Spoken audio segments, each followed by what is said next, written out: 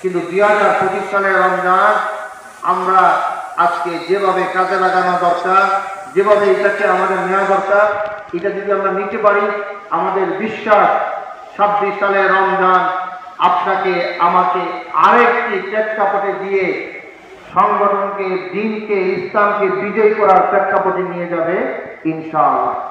প্রিয় ভাইরা, এই জন্য আমি আপনাদেরকে বলবো, সেই দাওয়াতি মিশন করেছিলেন বলে তারা নিজেদের জীবনের সবকিছুকে উপেক্ষা করে দিনের দাওয়াত পৌঁছাতে হবে ম্যান টু ম্যান প্রত্যেকের কাছে। এই জজবা নিয়ে রাসূলের সাহাবায়ে আজমাইন ছড়িয়ে পড়েছিলেন বলে আজকে মক্কা থেকে এত দূরে বাংলাদেশে আমরা 85% মুসলমানের বলি, 90% মুসলমানের দেশ বলি, এটা বলার সুযোগ পেয়েছে।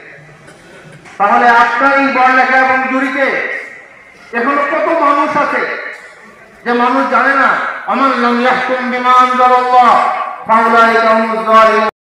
এই বিষয়টা আমি ভূমিকা একটু শক্ত করে বললাম যে আপনি আমি যারাই হাজির হয়েছি আজকে সৌভাগ্যবান যে 2025 সালের রমজান আর আপনার আমার জীবনে আসবে না। রাজপথে লড়াকু সৈনিক, অনেক মামলায় আপনাদের নাম ছিল,